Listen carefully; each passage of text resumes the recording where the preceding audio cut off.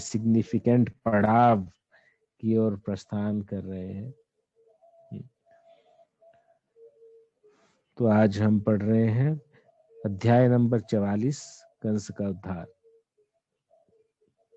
तो हम लोग बहुत ही आज एक milestone of this book, we are going to read milestone of this book, Kans का उद्धार। और देखिए यहाँ पे देखिए शब्दों की चॉइस की बात होती है कि भगवान चाहे वो असुर हो चाहे देवता हो, सबका उद्धार ही करते हैं। और यहाँ पे जो बहुत ही अप्रोप्रिएट इस अध्याय का दिया गया है, हालांकि कंस एकदम आसुरी प्रवृत्ति से ओतप्रोत था, परंतु फिर भी भगवान ने उसका उद्धार किया। जब कंस के मल्लों ने अपना लड़ने का संकल्प व्यक्त किया तो श्री भगवान मधुसूदन ने चाणूर का सामना किया तथा रोहिणी के पुत्र बलराम जी ने मुष्टिक का सामना किया। हाथ से हाथ और पैर से पैर भिड़ाकर श्री कृष्ण और चाणूर तथा बलराम एवं मुष्टिक विजयी होने के लिए एक दूसरे को धकेलने लगे। आपसे पता नहीं कितने लोगों ने कुश्ती देखी है। दंगल, जो गांव में दंगल ऑर्गेनाइज होता है, हमारी तरफ नॉर्थ इंडिया में तो बहुत होता है, और खासकर हमारे गांव में दंगल होता है, जिस दिन उस दिन बहुत जो पहलवान होते हैं सब लोग इधर उधर पास के लोगों गांव से आते हैं। और अभी तो ऐसा कर दिया है कि जो फाइनली जीत के जाता है उसको कार मिलती है, या फिर उसको मतलब बड़े उत्कृष्ट प्राइजेस अभी रख दिए गए हैं। जबकि किसी टाइम पे एक कम्युनिटी स्पोर्ट था।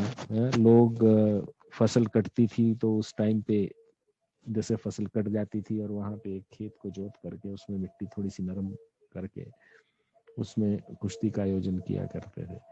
लेकिन यहाँ पे आप जो कुश्ती देखने जा रहे हैं, आप ये कुश्ती जो है ये एक तरह से आर पार की लड़ाई थी, जिसमें या तो भगवान को तो कोई क्या है, इसमें कंस का ही मतलब कि अंत होने वाला है। अच्छा, और मैं इसलिए बोल रहा था ये गांव में जो दंगल होता है उसकी बात इसलिए छेड़ी कि मेरे को याद आ गया कि किस तरह से पहले शुरुआत में जब पहलवान कुश्ती करना शुरू करते हैं तो वो एक दूसरे का हाथ पकड़ते हैं और जोर लगाते हैं और एक दूसरे को आकलन करते हैं। और जैसे ही फिर एक दूसरे की वेट का या एक दूसरे के स्ट्रेंथ का अंदाजा होता है तो फिर वो जो बलशाली व्यक्ति है दूसरे को या एकदम से उठा करके पटके लगा देता है। तो इस तरह से उन्होंने हाथ से हाथ, सिर से सिर, पिंडली से पिंडली तथा छाती से छाती भिड़ा दी और एक दूसरे पर प्रहार करने लगे। एक दूसरे को एक स्थान से दूसरे स्थान की ओर धकेलते हुए अत्यंत भयंकर युद्ध करने लगे।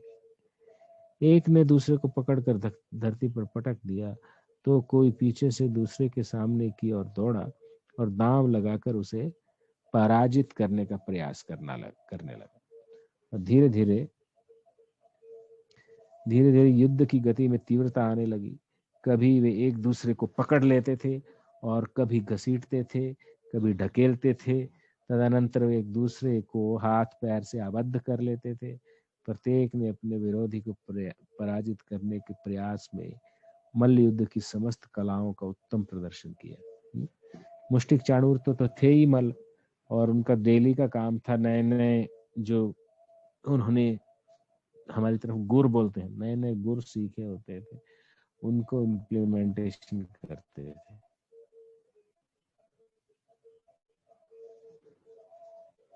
किंतु रंगभूमि के दर्शक संतुष्ट नहीं थे क्योंकि उन्हें प्रतियोगी बराबरी के नहीं प्रतीत हो रहे थे। तो एक कुश्ती या ऐसा कुछ किसी कला का प्रयोजन होता है तो स्त्री नहीं, मैं क्या कह रहा था, क्योंकि उन्हें प्रतियोगी बराबरी के नहीं प्रतीत हो रहे। हाँ, तो क्योंकि जो मल्ल तो एकदम प्रोफेशनल फाइटर्स थे वो, और कृष्ण और बलराम बहुत ही बलराम तो फिर भी थोड़े बलशाली थे और पूरे उनके मसल वगैरह थे, लेकिन कृष्ण तो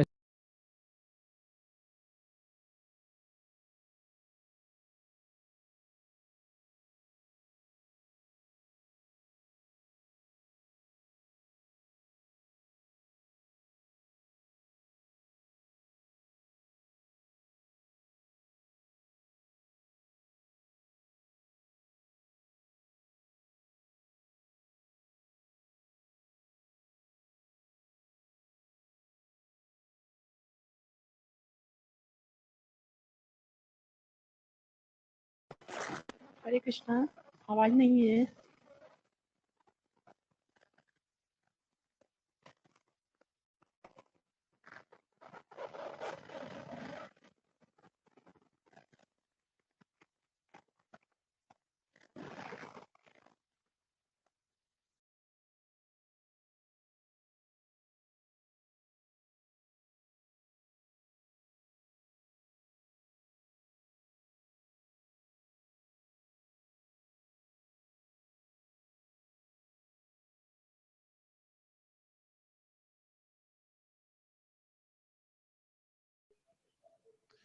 कहाँ इतने प्रोफेशनल फाइटर्स या प्रोफेशनल कुश्ती लड़ने वाले चाणूर और मुष्टिक, और कहाँ यंग छोकरे की तरह दिखने वाले भगवान कृष्ण और भगवान श्री बलराम जी, बिल्कुल एकदम यंग छोकरे की तरह दिखते थे।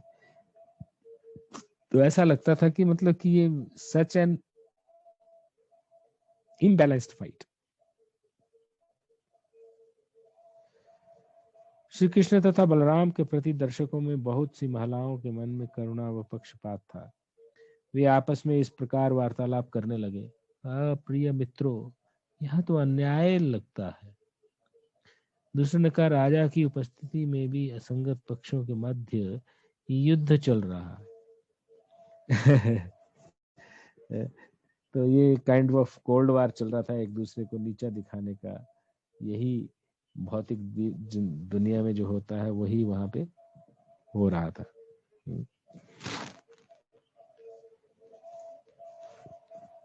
असंगत पक्षों के मध्य मतलब ऐसे, मतलब इनकॉम्पैटिबल, मतलब इनकॉम्पैटिबल साइड्स। कृष्ण और बलराम की साइड जो थी बहुत ही यांग थी, और कंस वाली साइड थी बहुत भयंकर और क्रूर थी, है ना। मुष्टिक और चाणूर विशाल पर्वतों की भांति बलशाली तथा वज्र के समान कठोर है, जबकि कृष्ण और बलराम अल्पायु के कोमल बालक हैं। न्याय के सिद्धांत ने इस सभा का त्याग कर दिया है। मतलब न्याय है ही नहीं यहाँ। न्यायोचित सिद्धांतों को जानने वाले व्यक्ति इस अनुचित प्रतियोगिता को देखने के लिए यहाँ नहीं रुकेंगे। जो इस मल्लयुद्ध प्रतियोगिता को देख रहे हैं वह ज्ञानी नहीं है, अथवा अतएव वे कुछ कहे अथवा मौन रहे, वे पाप के भागी हो रहे हैं। उस सभा में एक अन्य महिला बोल उठी, मेरे प्रिय मित्रों, श्री कृष्ण के मुख की ओर तो दृष्टि डालो। अपने शत्रु का पीछा करने के कारण उसके मुख पर श्रम बिंदु आ गए, जिससे उनका मुख जल बिंदुओं से विभूषित कल्प पुष्प के समान शोभायमान हो रहा।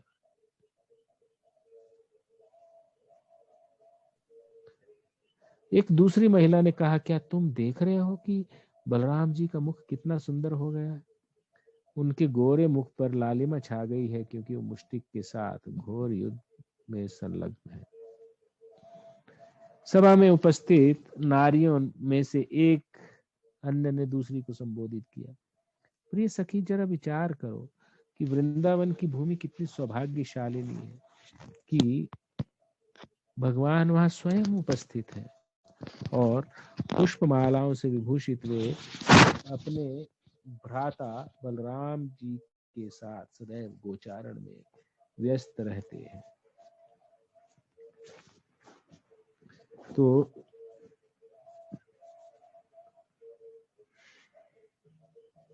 उनके ग्वाल बाले सखा सदैव उनके साथ रहते हैं और वे अपनी दिव्य वंशी बजाते रहते हैं। तो वृंदावन के निवासी भाग्यशाली हैं कि उन्हें शिव आदि देवताओं तथा लक्ष्मी जी द्वारा पूजित श्री कृष्ण व बलराम जी के पद कमलों के सतत दर्शन का सौभाग्य प्राप्त होता है।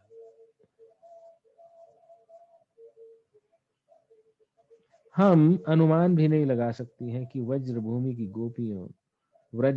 गोपियों ने कितने पुण्य कर्म किए होंगे, जिसके फलस्वरूप उन्हें भगवान के दिव्य शरीर के अद्वितीय सौंदर्य के दर्शन का आनंद प्राप्त हुआ।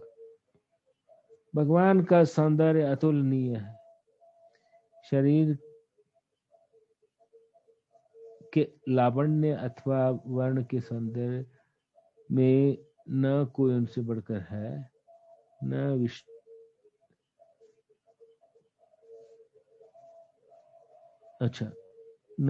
बराबर ही। शरीर के लावण्य अथवा वर्ण के सौंदर्य में न उनसे कोई बढ़कर है, न बराबर ही है। श्री कृष्ण और बलराम सभी प्रकार के ऐश्वर्य जैसे धन, संपत्ति, शक्ति, सौंदर्य, यश, ज्ञान तथा वैराग्य के सागर हैं। गोपियां इतनी सौभाग्यवती हैं कि वे 24 घंटे कृष्ण के दर्शन एवं उनका चिंतन कर सकती है। प्रातः गोदोहन के प्रारंभ करने, धान कूटने तथा प्रातः काल माखन मिलोने तक अपनी दिनचर्या के प्रतिक्षण वे श्री कृष्ण का दर्शन और चिंतन कर सकती हैं। अपने घरों को झाड़ते बुहारते समय अथवा मार्जन करते समय सर्वदा ही कृष्ण के चिंतन में मग्न रहती है या लीन रहती हैं। विभिन्न प्रकार के भौतिक क्रियाकलापों में व्यस्त रहते हुए भी कोई किस प्रकार कृष्णा भावनामृत में डूबा रहता है। बहुत गहरा क्वेश्चन है। क्या लोग कहते हैं कि हमें टाइम ही नहीं मिलता है, तो यहाँ तो बताया जा रहा है कि उल्टा है।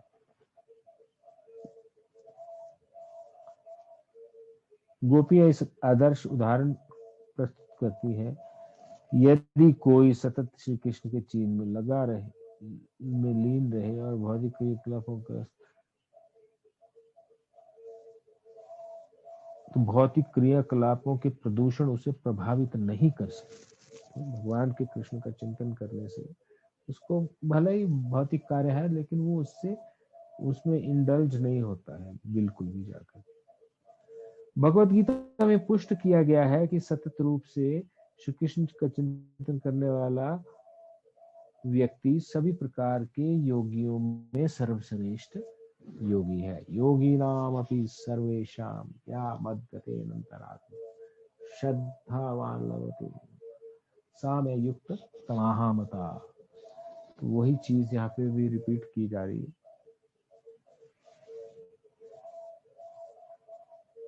कि सतत रूप से श्री कृष्ण का चिंतन करने वाला व्यक्ति सभी प्रकार के योगियों में सर्वश्रेष्ठ योगी है।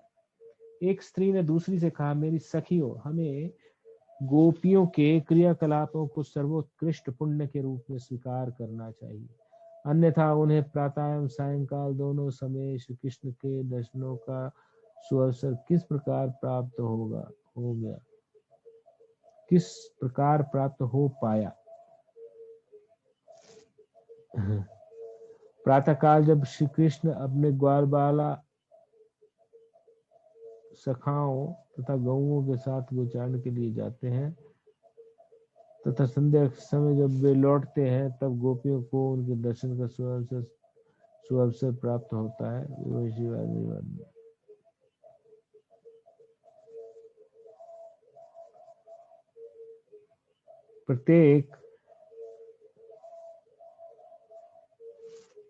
जब प्रत्येक जीव के परमात्मा भगवान श्री कृष्ण को ये ज्ञात हुआ कि सभा में उपस्थित स्त्रियां उनके विषय में उद्विग्न हैं, तब उन्होंने द्वंद्व युद्ध को जारी न रखकर उन मल्ल योद्धाओं का तत्काल ही वध करने का निश्चय कर दिया था। श्री कृष्ण एवं बलराम के माता पिता नंद महाराज, यशोदा, वसुदेव, देवकी और भी अपने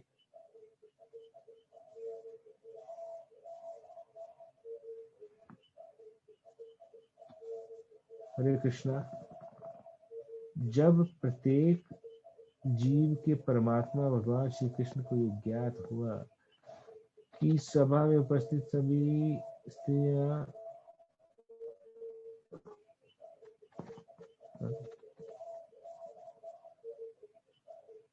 जब प्रत्येक जीव के परमात्मा भगवान कृष्ण को ये ज्ञात हुआ कि सभा में उपस्थित स्त्रियां उनके विषय में उद्विग्न हैं, तब उन्होंने द्वंद्व युद्ध को जारी न रखकर उन मल्ल योद्धाओं का तत्काल ही वध करने का निश्चय किया।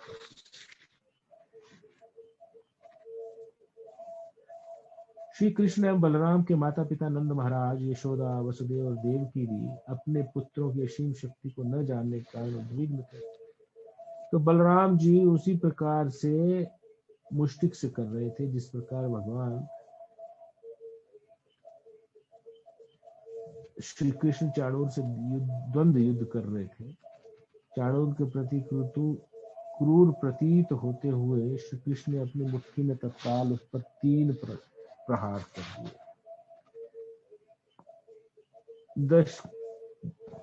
दर्शकों को यह देखकर अत्यधिक आश्चर्य हुआ कि श्री कृष्ण के प्रहार से वह महान मल्ल डगमगा गया।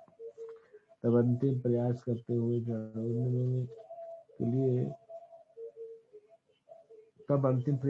हुए चाणूर ने इस प्रकार श्री कृष्ण पर आक्रमण किया जैसे एक बाज दूसरे पर भटकता है।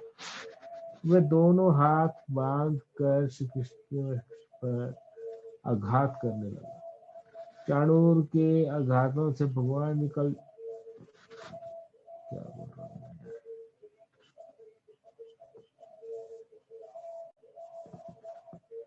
बलराम जी उसी प्रकार मुष्टिक से कर रहे थे जिस प्रकार भगवान श्री कृष्ण चाणूर से द्वंद्व युद्ध कर रहे थे।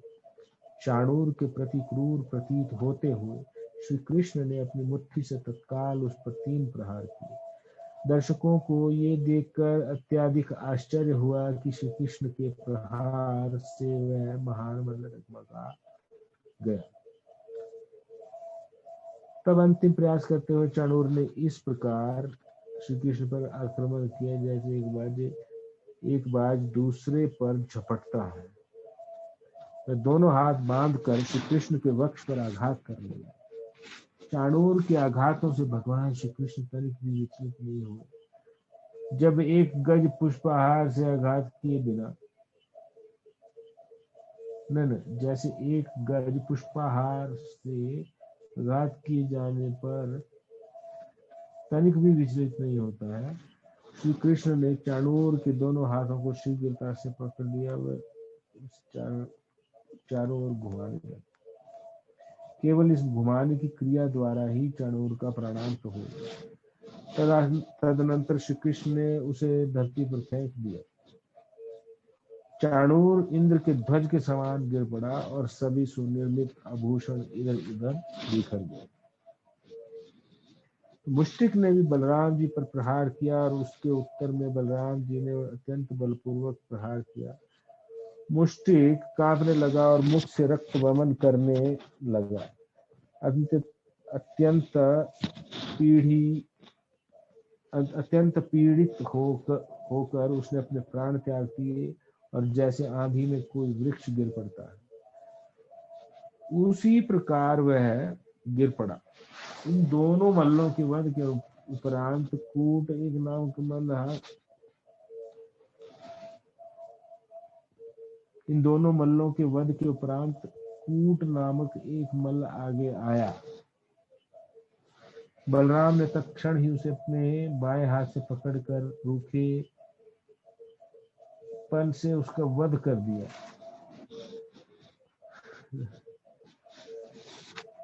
अच्छा, बाएं हाथ से शला नाम का एक दूसरा मल्ल आगे बढ़ा तो श्री कृष्ण न केवल ठोकर मारकर उसका सिर तोड़ दिया, तदनंतर आने वाला सोशल मीडिया भी उसी प्रकार मारा गया, उसी भांति मारा गया। इस प्रकार सभी महान मल्लों को डिस्ट्रैक्शन एवं बलराम के द्वारा मार दिया गया और बचे हुए सभी मल्ल अपने प्राणों की रक्षा के लिए भयभीत होकर भागने लगे। श्री कृष्ण और बलराम के सभी शिखाओं से उनके समीप जाकर अत्यंत श्री कृष्ण और बलराम के सभी सखाओं ने उनके समीप जाकर अत्यंत आनंद पूर्वक उन्हें बधाई दी।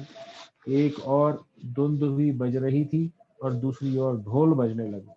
श्री कृष्ण और बलराम के पांव के घुंघरू भी झनक रहे। वहां उपस्थित सभी व्यक्ति आनंद पूर्वक ताली बजाने लगे और उनके हर्ष की सीमा न रही। उपस्थित ब्राह्मण अत्यंत आनंद पूर्वक श्री कृष्ण और बलराम की प्रशंसा करने लगे। केवल कंस ही दुखी था। उसने न तो ताली बजाई, न ही श्री कृष्ण को आशीर्वाद दिया। श्री कृष्ण की विजय के निमित्त बजते हुए नगाड़े कंस को अच्छे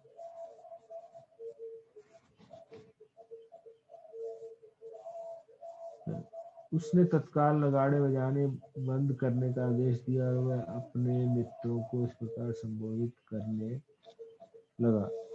मेरा आदेश है कि वसुदेव को इन दोनों पुत्रों को तत्काल मथुरा के से निकाल दिया जाए। इनके साथ आए हुए गोपों को लूट कर उनकी संपत्ति ले जाए। नंद महाराज को स्वयं नंद महाराज को उनके धूर्त व्यवहार के लिए बंदी बनाकर उनका वध कर दिया जाए। दुष्ट वसुदेव का भी अविलंब वध कर दिया जाए। मेरी इच्छा ही विरुद्ध है।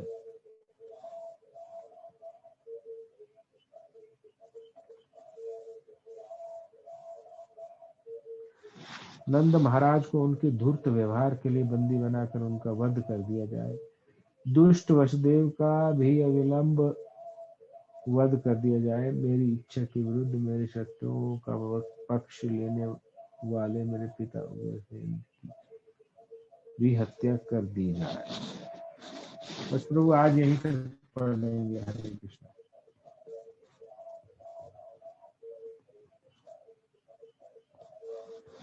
सारे मल्ल जो आए थे, जो वहां पे कुश्ती लड़ने के लिए आए थे, और उन्होंने मुष्टिक के भी मुक्के का प्रहार किया और उससे उसने खून की उल्टी की, यानी खून मुख से रक्त का वमन करने के बाद वो उसने प्राण त्याग दिए। और फिर तोशल और शल ये सभी मल्ल जो थे उन्होंने उनका वध कर दिया। तो आइए आज पढ़ते हैं। वहां उपस्थित सभी व्यक्ति अत्यंत आनंद पूर्वक तालियां बजाने लगे और उनके हर्ष की सीमा न रही। उपस्थित ब्राह्मण अत्यंत आनंद पूर्वक श्री कृष्ण और बलराम की प्रशंसा करने लगे। केवल कंस ही दुखी था। उसने न तो ताली बजाई और न ही श्री कृष्ण को आशीर्वाद दिया। श्री कृष्ण की विजय के निमित्त बजते हुए नगाड़े कंस को अच्छे नहीं लग रहे थे। उसे इस बात का अत्यंत दुख था कि उसके सभी मल्ल या तो मार दिए गए थे या सभा से भाग गए। उसने तत्काल नगाड़े बजाना बंद करने का आदेश दिया और वह अपने मित्रों को इस प्रकार संबोधित करने लगा। मेरा आदेश है कि वसुदेव के इन दो पुत्रों को तत्काल मथुरा से निकाल दिया जाए। इनके साथ आए हुए गोपों को लूट कर उनकी संपत्ति ले ली जाए। नंद महाराज को उनके धूर्त व्यवहार के लिए बंदी बनाकर उनका वध कर दिया जाए और दुष्ट वसुदेव का भी अविलंब वध कर दिया जाए। मेरी इच्छा के विरुद्ध मेरे शत्रुओं का पक्ष लेने वाले मेरे पिता उग्रसेन की भी हत्या कर दी जाए। तो ये होती है स्वार्थ की पराकाष्ठा। स्वार्थ अपने चरम सीमा पे है, तो उसके अधीनस्थ तो कंस किस प्रकार की बात कर रहा है। इवन अपने पिताजी को की हत्या करवाने के लिए कह रहा है और कह रहा है कि जो जितने गोप है उनकी संपत्ति भी लूट ली जाए, वसुदेव और नंद बाबा दोनों को उनकी हत्या कर दी जाए बंदी बना करके। अब कई बार हमारे पास देखिए डिफिकल्ट टाइम आता है तो हम लोग क्या करते हैं, भगवान को कोसना चालू कर देते हैं। तो it is kind of Kans mindset, Kans जैसा माइंडसेट है कि हमारी फेवरेबल चीज नहीं होती है या जो चीज होती है हमें मालूम ही नहीं रहता है कि हमारा उसमें क्या फायदा होने वाला है। कंस अगर भगवान के शरणागत हो जाता तो उसका फायदा ही फायदा था, कुछ नुकसान नहीं था। जिस प्रकार कुब्जा को भगवान ने कहा कि अगर तुम मुझे ये चंदन का लेप लगा दोगी तो तुम परम सौभाग्यशाली हो जाओ। और उस टाइम हमने ये डिस्कस किया था किस प्रकार भगवान को सेवा करने से व्यक्ति या भगवान को कुछ भी उनका प्रिय वस्तु देने से व्यक्ति बहुत सौभाग्यशाली हो जाता। लेकिन कंस जैसी माइंड सेट रहती है तो हम लोग उल्टा व्यवहार करते हैं। तो हमको ये कंस जैसी मानसिकता का त्याग करना चाहिए।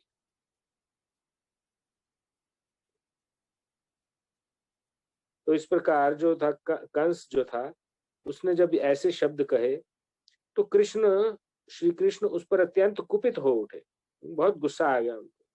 क्षण भर में ही वे कंस के ऊंचे मंच पर कूद पड़े। कंस ऊंची जगह बैठा था, नीचे मल्लयुद्ध जो था वह अखाड़ा जैसा स्टेडियम जैसा जगह थी, वहां पे हो रहा था और सब लोग वहां पे बैठे हुए थे, सभी सारी प्रजा बैठी हुई थी। तो कंस श्री कृष्ण के आक्रमण के लिए तैयार था क्योंकि उसे प्रारंभ से ही ज्ञात था कि श्री कृष्ण ही उसकी मृत्यु का कारण होंगे। उसने क्या किया, उसने तत्काल अपनी तलवार म्यान से निकाल ली और तलवार ढाल लेकर श्री कृष्ण को चुनौती का उत्तर देने को तत्पर हो गया। कंस अपनी तलवार ऊपर नीचे इधर उधर घुमा रहा था, तभी परम शक्तिमान भगवान कृष्ण ने उसे अत्यंत बलपूर्वक पकड़ लिया। जिनके नाभि कमल के से संपूर्ण सृष्टि का प्रकाश होता है तथा जो संपूर्ण सृष्टि के आश्रय हैं, उन श्री भगवान ने तत्क्षण कंस के शीश पर राज मुकुट को गिरा दिया और उसके लंबे केशों को अपने हाथों से पकड़ लिया। फिर वे कंस को उसके आसन से घसीट कर मल्लयुद्ध के मंच पर ले आए और उसे नीचे फेंक दिया। तब श्री कृष्ण उसकी छाती पर चढ़ बैठे और बारंबार उस पर प्रहार करने लगे और केवल उनकी मुष्टि प्रहार से ही कंस ने प्राण त्याग दिए। अपने माता पिता को कंस की मृत्यु का विश्वास दिलाने हेतु उन्होंने कंस को उसी प्रकार घसीटा जैसे कोई सिंह किसी हाथी का वध करने के पश्चात उसे घसीटता है। और ये दृश्य देखकर चारों ओर क्या होने लगा, कोलाहल होने लगा। कुछ लोग अपने हर्ष को व्यक्त कर रहे थे और कुछ शोक के कारण क्रंदन कर रहे थे। जिस दिन से कंस ने ये सुना था कि उसका वध देवकी का 8वां पुत्र करेगा, तब से वह निरंतर 24 घंटे सुदर्शन चक्रधारी श्री कृष्ण का चिंतन करता रहता।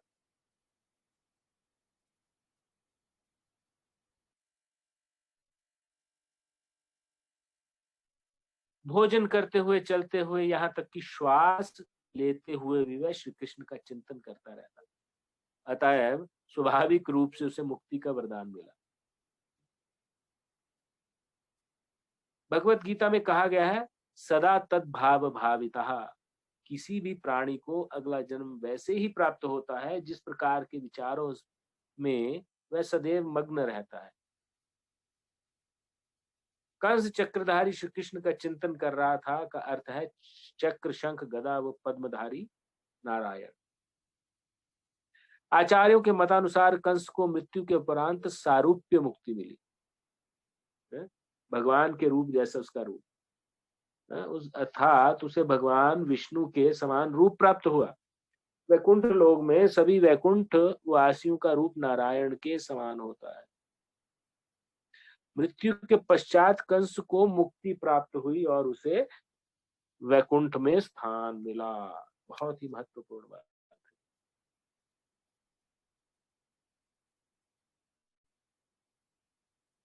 इस घटना से हम समझ सकते हैं कि श्री भगवान का शत्रु के रूप में चिंतन करने वाला व्यक्ति भी मुक्ति प्राप्त करके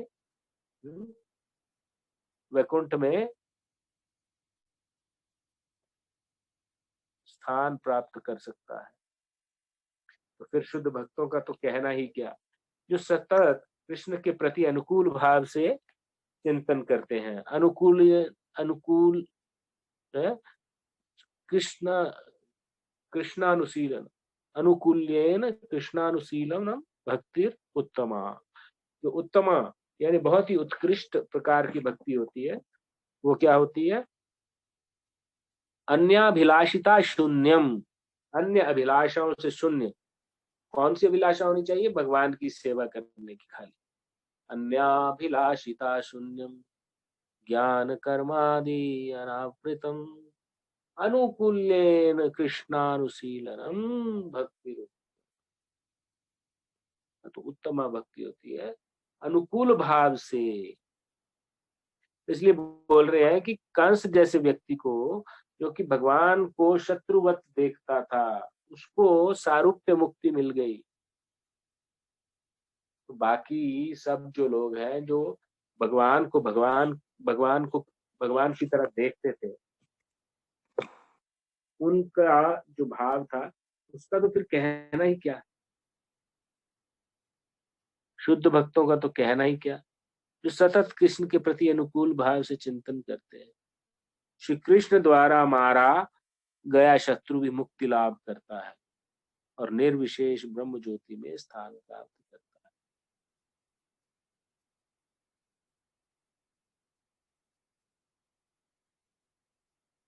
क्योंकि श्री भगवान मंगल सर्व मंगलकारी हैं, अतएव शत्रु अथवा मित्र किसी भी रूप में उनका चिंतन करने वाला व्यक्ति मुक्ति प्राप्त करता है। भगवान सबका मंगल करता है।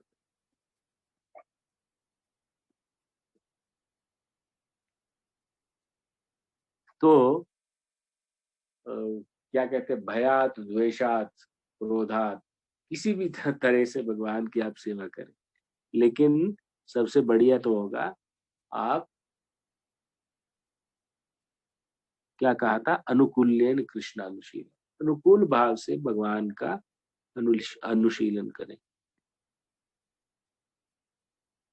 किंतु भक्त और शत्रु को एक ही प्रकार की मुक्ति नहीं प्राप्त होती।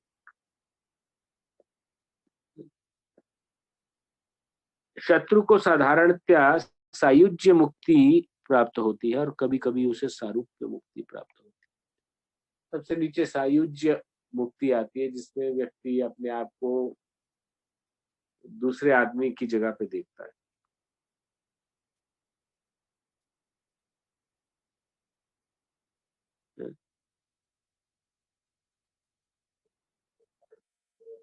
कंस के 8 भाई थे, जिनमें से कंक बड़ा था।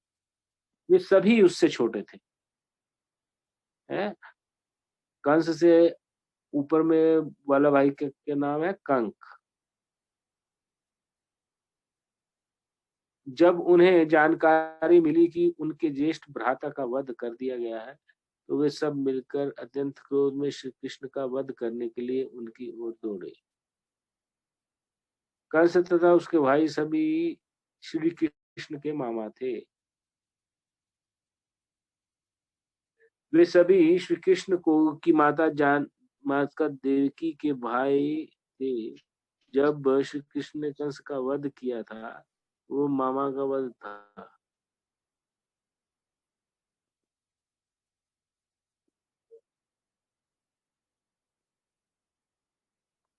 यह कार्य वैदिक आदेश के विपरीत था। क्या है?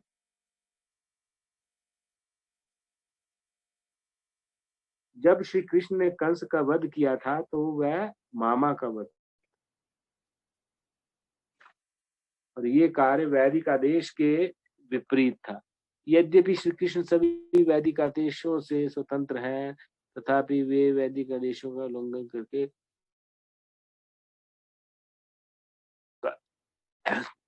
संबंध था, उनका वध का कार्य बलराम जी ने अपने ऊपर ले लिया।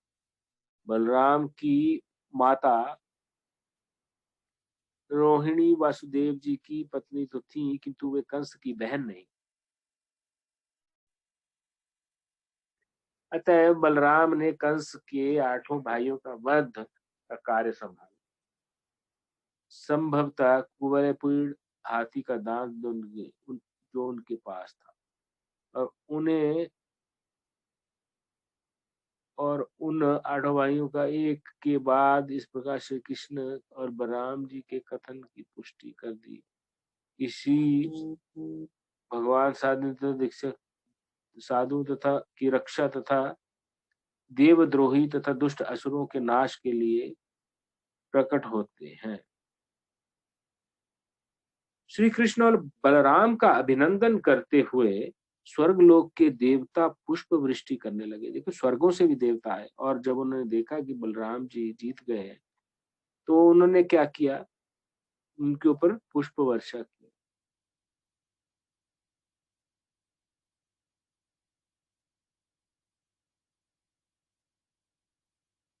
सभी देवगण एकत्र होकर कंस की मृत्यु पर अपने हर्ष का प्रदर्शन करने लगे।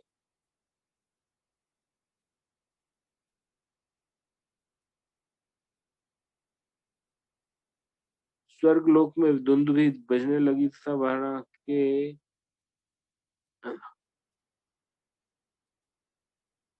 क्या बोल रहे हैं, कंस की मृत्यु पर अपने हर्ष का प्रदर्शन करने लगे। उन देवताओं में ब्रह्मा तथा शिव आदि अत्यंत शक्तिशाली विभूतियां भी सम्मिलित थी। स्वर्गलोक में दुंदुभी बजने लगी तथा वहां से पुष्प वर्षा होने लगी। देवांगनाएं आनंद मगन होकर नृत्य करने लगी। तो बहुत सारा लोग इकट्ठे होके खुशी मना रहे। कंस तथा उसके 8 भाइयों की पत्नी अपने पतियों की अचानक मृत्यु से विषादग्रस्त हो और अश्रुधार बहाते हुए वे अपने सिर पीटने लगे। कुश्ती के मंच पर रखे अपने पतियों के शरीरों का आलिंगन करती हुई वे उच्च स्वर में विलाप करने लगी। कंस तथा उसके 8 भाइयों की पत्नियां मृत शरीरों को संबोधित करती हुई इस प्रकार विलाप करने लगी। ये स्वामी, आप अत्यंत दयालु तथा अपने आश्रितों की रक्षा करने वाले हैं। आपकी मृत्यु के उपरांत आपके घर व संतान सहित हम भी मृत हैं।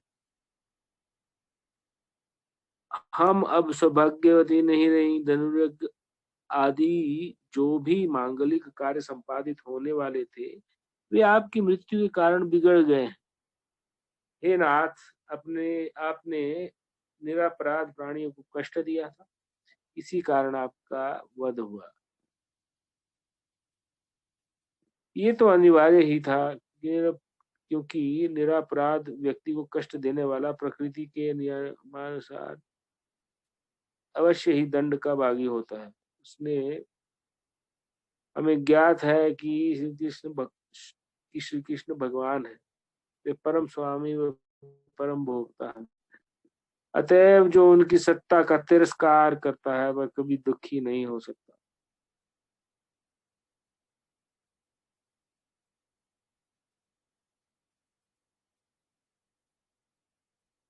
वह कभी सुखी नहीं रह सकता और अंततः आप ही के समान मृत्यु को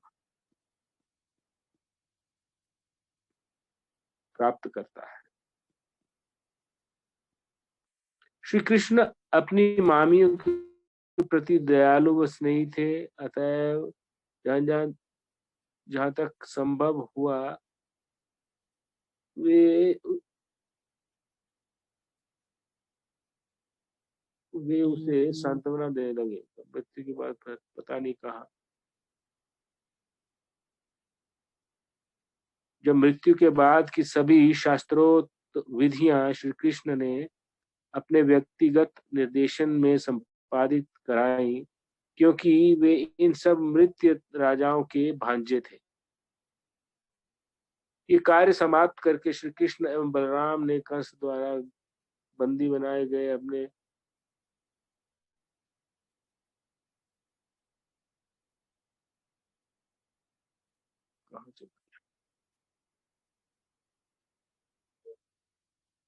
श्री कृष्ण एवं बलराम ने अपने माता पिता के चरणों में दंडवत प्रणाम किया और उनकी वंदना की। वसुदेव और देवकी ने इतने कष्ट सहे थे क्योंकि श्री कृष्ण उन्हीं के पुत्र थे। श्री कृष्ण के कारण ही कंस उन्हें सदैव कष्ट देता था। वसुदेव और देवकी को ज्ञात था कि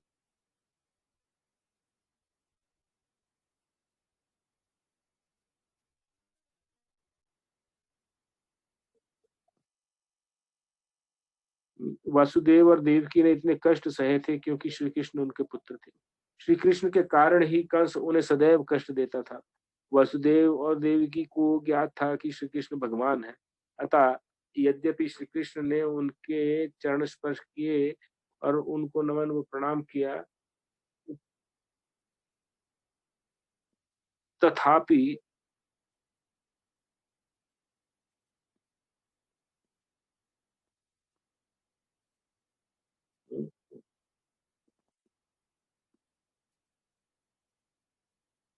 उन्होंने कृष्ण का आलिंगन नहीं किया, अपितु श्री भगवान के वचन सुनने के लिए खड़े हो गए। अतः यद्यपि श्री कृष्ण ने उनके पुत्र के रूप में जन्म लिया था, फिर भी वसुदेव और देवकी कृष्ण के वास्तविक पद को कभी भी भूले नहीं। उन्हें सदैव ही श्री कृष्ण के परमोत्कृष्ट स्थान का ध्यान रहता था।